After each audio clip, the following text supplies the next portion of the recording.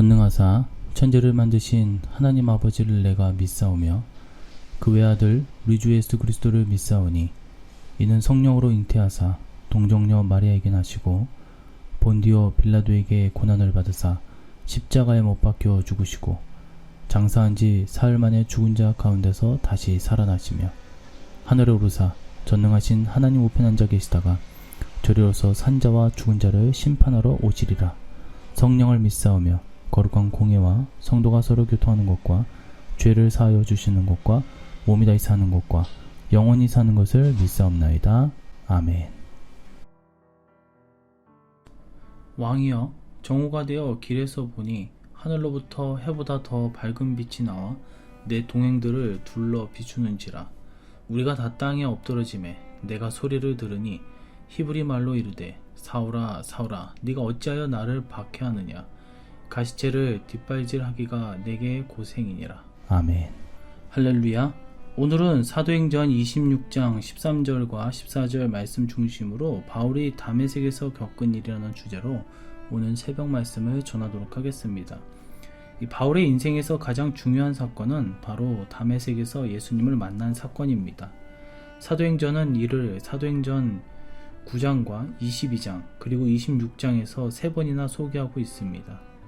첫 번째는 바울이 실제 체험한 사건이며 22장, 26장은 바울의 간증입니다. 사실 사도행전의 일을 2번이나 기록했을 뿐 바울은 그의 일생에서 이를 무수히 전하였을 것입니다. 예수님과 처음 만남, 그 찬란하고 영광스러운 순간이 바울에게 잊을 수 없는 순간이듯이 우리에게도 주님을 만난 순간이 일생 간증거리가 되길 간절히 소망합니다. 그렇다면 바울이 다메섹에서 겪었던 일이 무엇인가? 첫 번째로 해보다 더 밝은 빛이 비추었다라고 했습니다.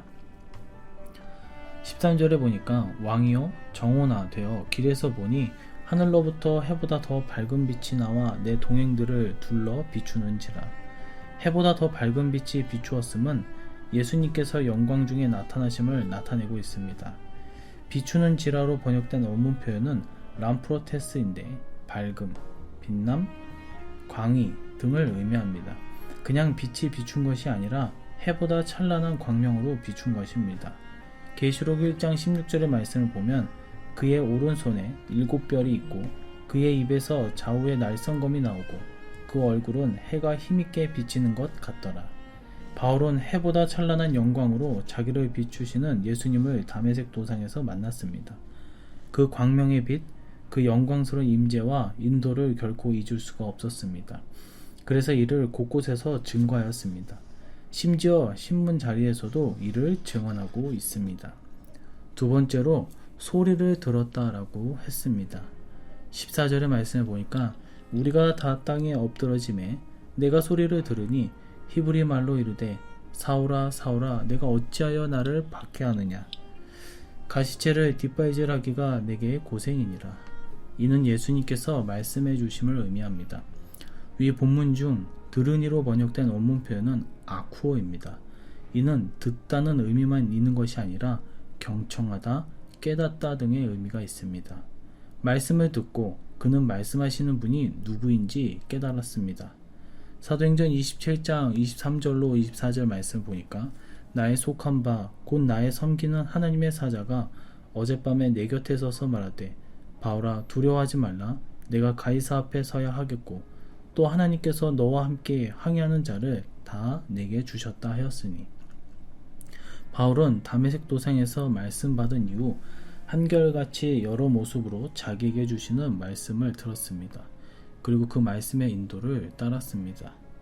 바울은 다메섹 도상에서 예수님이 자기에게 나타나 주심과 말씀해 주심을 늘 기억했습니다. 그리고 항상 자기와 함께 하시고 말씀 주시는 예수님의 인도를 따랐습니다. 우리도 주님이 우리를 만나 주심과 말씀해 주심을 기억하며 살아야 될 것입니다. 오늘은 특별히 5월 5일 어린이날입니다. 그런데 요즘 이 시대는 어린아이라도 악한 아이들이 너무나 많습니다. 자신의 죄를 인정하지 않고 그 죄가 죄인지를 모르고 살아갈 때도 많습니다. 청소년도 마찬가지죠. 왜 그렇습니까? 바울처럼 예수님을 만나지 않았기 때문입니다.